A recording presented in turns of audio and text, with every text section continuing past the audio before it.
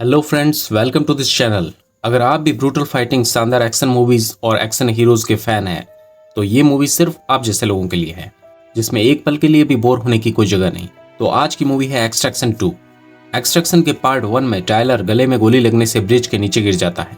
उसके बाद किसी तरह उसकी टीम के लोग उसे रेस्क्यू कर लेते हैं और अधमरी कोमा की हालत में उसे दुबई हॉस्पिटल में रखा जाता है। काफी टाइम बाद उसे होश आता है, लेकिन उससे ज्यादा इंजरी होने से वो पूरी तरह ठीक नहीं होता। हॉस्पिटल में कुछ दिन ऑब्जर्वेशन के लिए रखा जाता है, जहां उसकी साथी निक भी उसके साथ होती है। एक दिन वो उदास बैठकर सोच ही रहा होता है कि आखिर वो कोमा से बाहर आया ही क्यों और उसके इस हालत में जिंदा रहने का क्या फायदा। तब निक उससे कहती है कि अगर तुम जिंदा हो तो कोई ना कोई वजह जरूर होगी। तभी यहाँ से बहुत दूर जॉर्जिया में एक जगह दिखाते हैं जो एक बहुत बड़े गैंगस्टर जुरैब का अड्डा होता है। उसका एक आदमी उसे बताता है कि जुरैब का भाई डेविड, जो कि जेल में बंद है, उसकी कैद को 10 साल और बढ़ा दिया गया है। ये सुनकर जुरैब नाराज होता है। अगले दिन जुरैब उस जज को अपने अड्डे पर बुलाता है जिसने उसके भाई को 10 साल की सजा दी। जज कहता है कि ये उसकी मजबूरी थी, क्योंकि उसके भाई ने एक डीईए एजेंट को बीच रोड पर मार दिया था और वो कहता है कि वो जेल में उसका पूरा ध्यान रखेगा। उसकी फैमिली को भी उसके पास रखा है। लेकिन जुरैब को उस पर गुस्सा आ जाता है, क्योंकि वो अपने भाई को छुड़ाना चाहता था, इसलिए वो उस जज को बेरहमी से मार देता है। अगले सीन में टायलर को निक और याज ऑस्ट्रिया में उसके घर छोड़ने आते हैं, ताकि अब लड़ाई झगड़ों से दूर आराम से वो अपनी रिटायरमेंट लाइफ जी सके।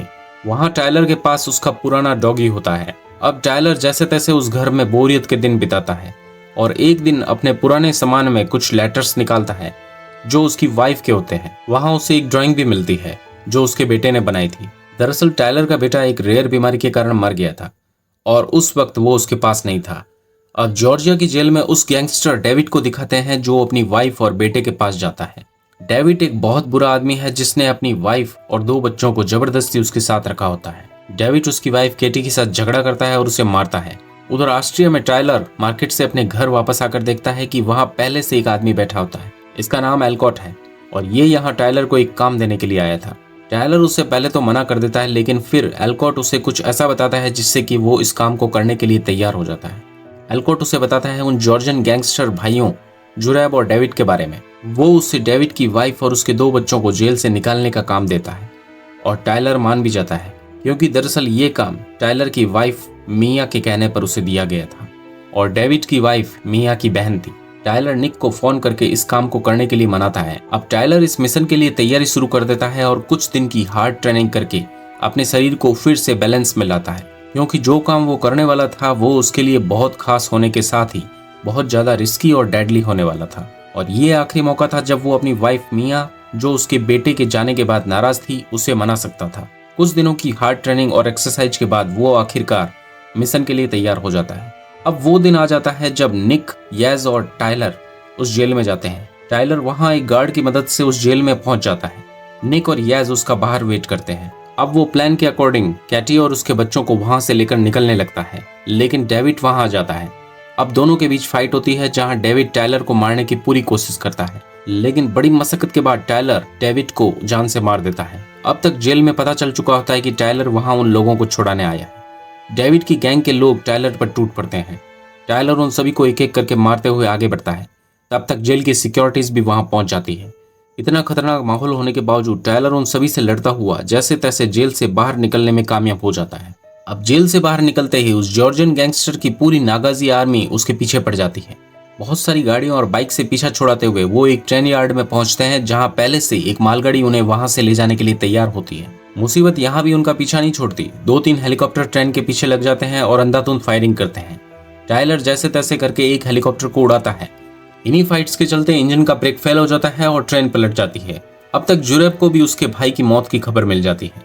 टायलर और उसके साथी कैटी और उसके बच्चों को लेकर वहां से निकलने लगते हैं, लेकिन कैटी का बेटा सैंड्रो उसके डैड के बारे में पूछता है। तब उसे पता चलता है कि वो मर चुका है। वो बहुत नाराज होता है। सैंड्रो टायलर को गुस्सा होकर मारने लगता है। तब टायलर उसे बताता है कि अगर वो उसे नहीं मारता तो वो तुम्हारी माँ को मार देता। टायलर और उसकी टीम उन लोगों को लेकर वियना की तरफ जा रहे होते हैं। सैंड्रो को अब भी अपने डैड की मौत पर गुस्सा आ रहा होता है और वो मौका पाकर फोन लेकर जुरैब यानी उसके अंकल को कॉल करके उनकी लोकेशन के बारे में बता देता है। इस बात से अनजान टायलर और उसकी टीम वियना के एक होटल में पहुंचते हैं, जहां टायलर सैंड्रो को समझाता है कि उसकी डैड ने सिर्फ खुदगर्जी के कारण उसे और उसकी माँ को वहां जेल में रखा होता है और वो एक बुरा इंसान था। तब सैंड्रो टायलर को बताता है कि उसने उसके अंकल को कॉल करके लोकेशन बता दी है। तभी टायलर को हेलीकॉप्टर उनकी तरफ आता हुआ दिखता है। वो अपनी टीम को अलर्ट करके वहां से निकलने का कहता है, लेकिन तब तक जुरैब के लोग उन्हें चारों तरफ से घेर लेते हैं। कैटी सैंड्रो को समझाती है कि उसके अंकल उन सब लोगों को मार देंगे, तुम उनका साथ मत दो। तभी एक हेलीकॉप्टर बिल्डिंग के पास आकर गोलियां बरसाता है। टायलर उन्हें वहां से निकालकर लिफ्ट से पार्किंग में ले जाता है। सभी लोग कार में बैठते हैं। तभी सैंड्रो गाड़ी से उतरकर अपने अंकल के पास भागता है। वो उससे रुकते हैं लेकिन वो नहीं रुकता। यैज सैंड्रो के पीछे भागता है। तभी बाहर जुरैब आ जाता है और सैंड्रो को गाड़ी में बैठा देता है। अब तक टायलर और उसके दोस्त चारों तरफ से घिर जाते हैं। तब वो लोग कोई रास्ता न होने से वापस बिल्डिंग के अंदर जाते हैं और छत की तरफ जाने लगते हैं। वहां निक और एक आदमी के बीच फाइट होती है और वो दोनों बिल्डिंग के बाहर कांच पर गिर जाते हैं और बेहोश हो जाते हैं। निक कांच पर धीरे धीरे फिसलते हुए नीचे की तरफ जाने लगती है। टायलर उसे देख लेता है और ऐन मौके पर कूदकर निक को बचा लेता है, लेकिन टायलर भी वहां लटक जाता है। इसी बीच वहां जुरैब आ जाता है। वो उन लोगों को गोली मारने ही वाला होता है। तभी निक होश में आकर कांच पर गोलियां चलाती है, जिससे जुरैब भी वहां लटक जाता है। अब टायलर निक को बिल्डिंग के अंदर उछाल देता है। फिर दोनों के बीच फाइट होती है, जिसमें जुरैब घायल होकर गिर जाता है और टायलर भी जल्दबाजी में वहां से छत की तरफ भागता है, जहां एक हेलीकॉप्टर से उन लोगों को निकालने का प्लान होता है। सभी लोग हेलीकॉप्टर में बैठ जाते हैं, लेकिन यैज को जुरैब शूट कर देता है। टायलर जैसे तैसे यैज को हेलीकॉप्टर में बैठाकर वहां से निकल जाता है, लेकिन यैज ज्यादा घायल होने से टायलर के सामने आखिरी सांसें लेता है। अब तक सैंड्रो को भी लगने लग जाता है कि उसके अंकल का साथ देकर उसने बहुत बड़ी गलती कर दी। अब टायलर उन लोगों को ऑस्ट्रिया में अपने घर ले जाता है, जहां उसकी एक्स वाइफ मिया भी आ जाती है, जो दरअसल अपनी बहन से मिलने आई थी। अब जुरैब का कॉल टायलर को आता है और वो उससे मिलने के लिए बुलाता है। टायलर पूरी तैयारी करके वहां से निकलने लगता है।